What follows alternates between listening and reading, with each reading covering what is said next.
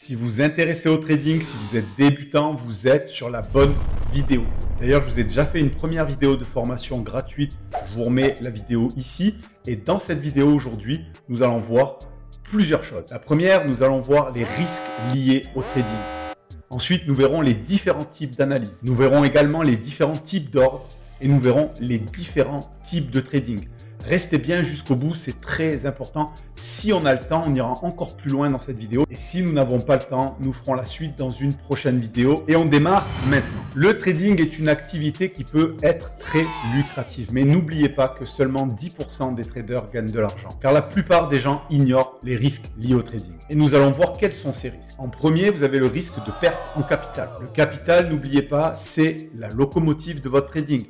Comme n'importe quel métier, vous avez besoin d'outils pour travailler et notre outil dans le trading, c'est le capital. Quand on n'a plus de capital, on ne peut plus travailler. Donc, première chose, risque lié au capital. Nous avons également les risques de marché. Dans le risque de marché, on va énumérer les différentes choses très importantes à connaître. En premier, vous avez le risque de change. Le risque de change est le risque lié aux fluctuations des taux de change entre différentes devises. Ce risque est particulièrement important pour les investisseurs qui investissent dans des actifs libellés en devises étrangères. En deux, vous avez le risque de taux d'intérêt. Le risque de taux d'intérêt est le risque lié aux fluctuations des taux d'intérêt sur les marchés. La variation des taux d'intérêt peut avoir un impact sur la valeur des investissements, en particulier pour les investissements obligataires. En trois, le risque de marché action. Le risque de marché action et le risque lié aux fluctuations des prix sur le marché action. La variation des prix des actions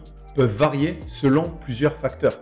Le résultat des entreprises, les événements économiques, les événements politiques et les tendances générales du marché. Et en 4, nous avons les risques de matières premières. Vous l'avez bien compris, le risque des matières premières et le risque lié aux fluctuations des prix des matières premières telles que l'or, le pétrole, le cuivre, etc. Vous avez également les risques de liquidité. Quels sont les risques de liquidité? Le risque de liquidité est tout simplement le fait de vouloir vendre un actif à un moment voulu et de ne pas pouvoir le vendre ou de le vendre avec une perte significative de sa valeur. En effet, lors de périodes de grande volatilité, suite éventuellement à une énorme news économique ou peut-être à une crise financière, vous allez avoir un manque de liquidité sur les marchés et vous ne pourrez peut-être pas vendre l'actif au prix que vous le souhaitez. Surtout selon les actions. Si vous êtes sur des actions de petites ou moyennes entreprises, vous risquez d'avoir ce type de problématique. Donc vous devez prendre cela en considération. Vous avez également le risque de contrepartie. Le risque de contrepartie est le risque lié à la capacité de l'autre partie de la transaction à remplir ses obligations financières. Par exemple, si vous passez un ordre d'achat de titres auprès d'un courtier, le risque est que celui-ci ne soit pas en mesure de vous fournir les titres au moment où vous les avez demandés. Donc c'est pour ça qu'il est très important de bien choisir son courtier. Les risques de contrepartie peuvent être importants, surtout dans les opérations de gré à gré, les opérations où il n'y a pas de chambre de compensation pour garantir les transactions. Tout cela peut être atténué en utilisant des instruments financiers tels que les options, les contrats à terme ou les swaps. Ils peuvent être négociés sur des marchés réglementés avec des chambres de compensation centrales. Les chambres de compensation garantissent la défaillance de l'une des parties de la transaction. C'est pour cela que je vous invite grandement à rester sur des marchés réglementés tels que les marchés des contrats à terme. Vous avez les risques liés à l'effet de levier. Qu'est-ce que l'effet de levier? Il faut comprendre que l'effet de levier, c'est la possibilité d'investir beaucoup plus que le capital que vous possédez. Vous allez pour cela contracter un prêt auprès de votre courtier. Alors évidemment, ce n'est pas aussi contraignant que quand vous le faites auprès d'une banque, puisque tout se fait automatiquement lorsque vous allez ouvrir votre compte chez votre courtier. Et vous allez naturellement pouvoir bénéficier d'un effet de levier. C'est-à-dire que si vous avez par exemple un effet de levier de 50, eh bien vous allez pouvoir, admettons, déposer la somme de 1000 € et investir 50 000 € dans les marchés. Ce qui fait que si vous gagnez, vous allez pouvoir gagner beaucoup plus d'argent que si vous aviez investi seulement la somme de 1000 €. Mais de l'autre côté, n'oubliez pas que vous allez potentiellement également pouvoir perdre beaucoup plus d'argent et beaucoup plus rapidement. C'est pour ça que l'effet de levier est quelque chose vraiment à prendre avec des pincettes et qu'il faut savoir vraiment ce qu'on fait et de ne pas l'utiliser à mauvais escient. La plupart des jeunes traders maîtrisent très mal l'effet de levier et généralement perdent leur compte à cause de l'effet de levier. Vous avez les risques liés aux émotions.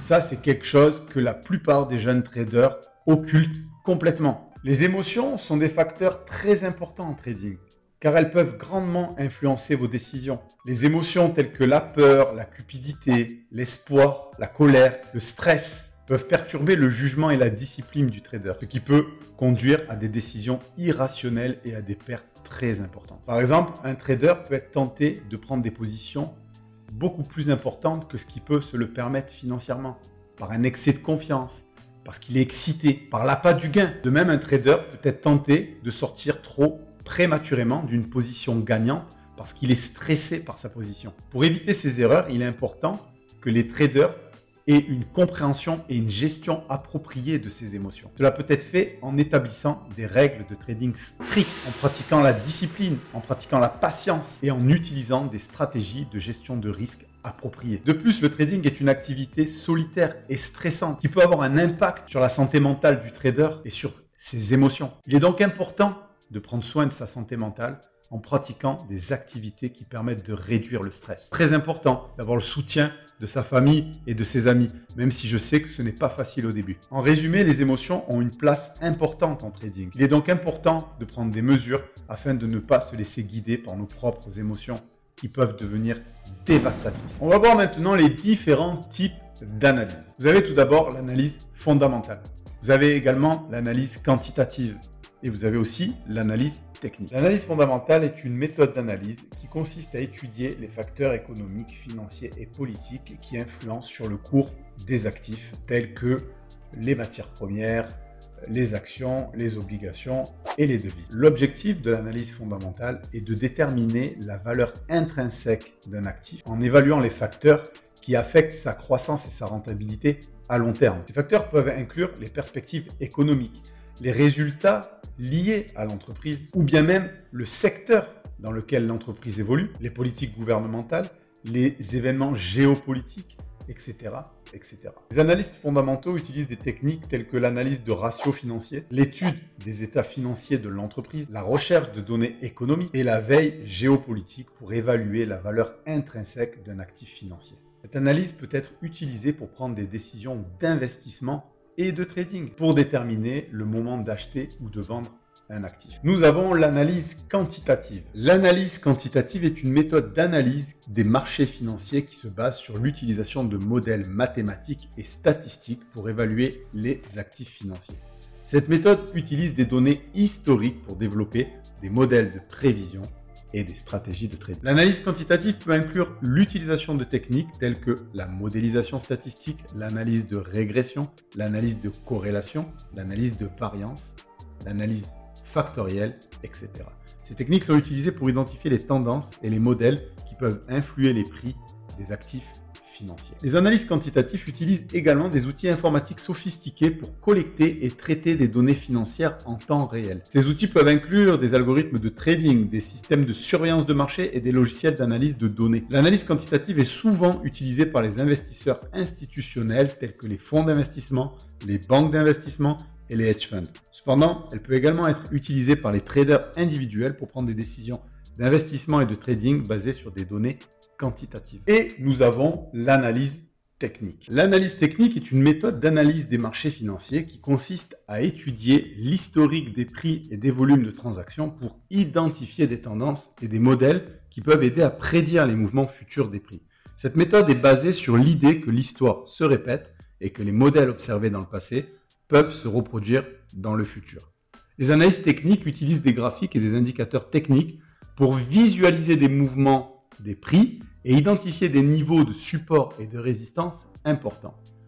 Les analystes techniques peuvent également utiliser des modèles de chandeliers japonais pour identifier des configurations de prix particulières qui peuvent signaler des retournements de tendance ou des mouvements de continuation. L'analyse technique est utilisée par les investisseurs et les traders pour prendre des décisions d'investissement et de trading, notamment pour déterminer le moment d'acheter ou de vendre un actif financier. financiers. L'analyse technique est souvent considérée comme une méthode pour comprendre la psychologie des foules. L'idée est que le prix des actifs financiers reflète les émotions, les croyances et les comportements des investisseurs et des traders qui opèrent sur les marchés. La psychologie des foules fait référence à l'idée que les individus agissent différemment lorsqu'ils sont en groupe plutôt que lorsqu'ils sont seuls. Cette dynamique de groupe peut entraîner des comportements irrationnels, des biais cognitifs et des émotions fortes qui peuvent influencer les prix des actifs financiers. Dans l'analyse technique, les graphiques et les indicateurs techniques sont utilisés pour visualiser les mouvements des prix et identifier des niveaux de support et de résistance importants. Les analystes techniques considèrent que ces niveaux reflètent des niveaux émotionnels des investisseurs et des traders. Par exemple, le niveau de résistance important peut se former lorsque les investisseurs sont prêts à vendre un actif financier à un certain prix car ils considèrent que le prix est trop élevé.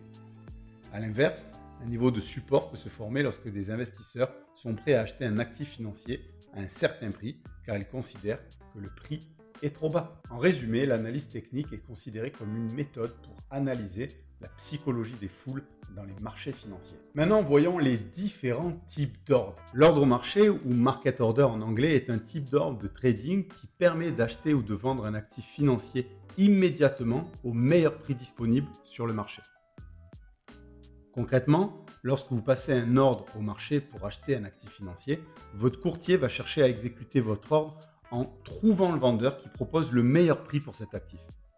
De même, lorsque vous passez un ordre au marché pour vendre un actif financier, votre courtier va chercher à exécuter votre ordre en trouvant l'acheteur qui propose le meilleur prix pour cet actif. L'avantage de l'ordre au marché est qu'il permet d'exécuter rapidement une transaction car il n'y a pas de prix limite à respecter.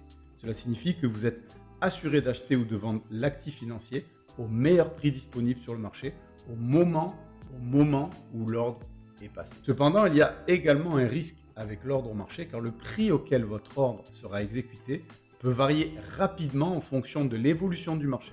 Par conséquent, il est important d'être conscient de ce risque et de prendre des précautions en conséquence, notamment en utilisant des ordres stop loss pour limiter les pertes potentielles. On a les ordres limites. Les ordres limites ou limit order en anglais sont un type d'ordre de trading qui permet d'acheter ou de vendre un actif financier à un prix spécifique ou meilleur.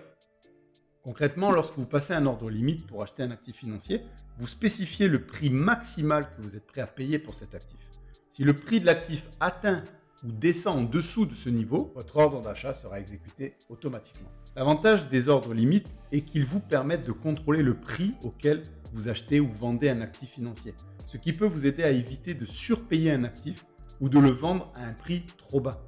De plus, les ordres limites peuvent vous aider à éviter de manquer une opportunité de trading si vous n'êtes pas en mesure de surveiller constamment le marché. Cependant, il y a également un risque avec les ordres limites car si le prix de l'actif financier ne se déplace pas dans la direction souhaitée, l'ordre ne sera jamais exécuté. Par conséquent, il est important de bien réfléchir au prix que vous spécifiez pour votre ordre limite et de prendre en compte les conditions de marché avant de passer l'ordre. Maintenant, vous avez l'ordre stop. Un ordre stop, également appelé stop loss, est un type d'ordre de trading utilisé pour limiter les pertes potentielles sur une position ouverte. Lorsque vous placez un ordre stop, vous spécifiez un niveau de prix auquel vous souhaitez que votre position soit automatiquement clôturée si le marché évolue contre vous. Par exemple, vous avez ouvert une position d'achat sur une paire de devises à 1,20 et que vous placez un ordre stop à 1,18.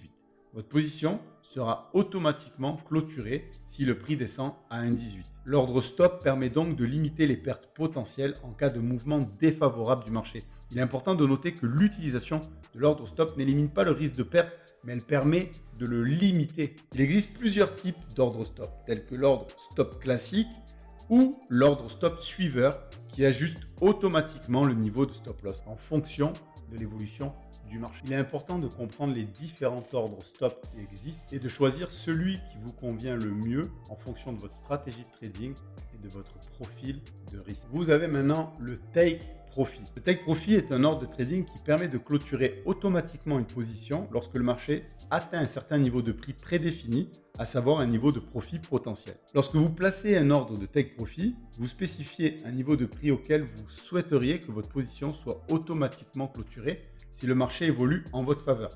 Par exemple, si vous avez ouvert une position d'achat sur une paire de devises à 1,20 et que vous placez un ordre de take profit à 1,25, ben votre position sera automatiquement clôturée et le bénéfice sera réalisé lorsque le prix atteindra. L'ordre de take profit permet donc de réaliser des profits sur une position en limitant les risques de perte potentielle si le marché se retourne contre vous. Maintenant que nous avons vu ces différents points, voyons quels sont les différents types de trading. Vous avez tout d'abord le scalping. Cette technique consiste à prendre des positions très courtes qui durent très peu de temps, parfois même moins d'une minute. Il se contente de prendre des petits mouvements rapides mais avec un fort effet de levier. Évidemment, cette activité demande une forte concentration, de l'expérience et à mon sens, ça reste l'activité la plus difficile parmi les différents types de trading. Ensuite, vous avez le day trading. Le day trader, lui, va prendre des positions se clôturant dans la journée. Il va prendre beaucoup moins de positions que le scalper et son travail sera moins intensif. En revanche, ça demandera beaucoup de patience. Les bons day traders peuvent patienter un certain temps afin de trouver les meilleures zones, les meilleures opportunités pour prendre un trade. En règle générale, un day trader va prendre entre 3 et 10 trades par jour, mais par contre, ils vont prendre des trades avec une belle amplitude. Le but, c'est de prendre quelques trades gagnants qui vont effacer les petites pertes. Maintenant, place au swing trader. Le swing trader, lui, va travailler sur des unités de temps beaucoup plus grandes. Il va avoir énormément de temps pour trouver les bonnes opportunités. Il prendra que quelques trades et en général, ces trades dureront plusieurs jours, plusieurs semaines, voire des fois même plusieurs mois. Un day trader va opérer sur des unités de temps minimum en 4 heures, voire daily, weekly ou monthly. Et maintenant, en dernier, nous avons l'investisseur. Lui, l'investisseur va très souvent regarder l'analyse fondamentale, mais on peut également être investisseur en regardant l'analyse technique. L'investisseur, lui, va prendre des positions sur des grandes unités de temps. Le but d'un investissement, ce n'est pas de revendre quelques jours ou quelques semaines plus tard. Le but de l'investisseur va être d'investir sur plusieurs mois, voire plusieurs années. Prenez l'exemple d'ailleurs de Warren Buffett qui a acheté des actions Coca-Cola dans les années 80. Aujourd'hui, on est en 2023 et il a toujours des actions Coca-Cola. Est-ce que vous êtes un day trader ou tout simplement vous aimeriez le devenir? Si c'est le cas, faites comme les 497 personnes et rejoignez notre canal Telegram. Tous les jours, je fais des lives en vidéo dans lesquels j'analyse pour vous différents actifs, de manière à vous donner des niveaux précis afin de bâtir des plans solides. Alors n'attendez plus, cliquez sur le lien en description et rejoignez notre canal Telegram et je vous dis à la semaine prochaine.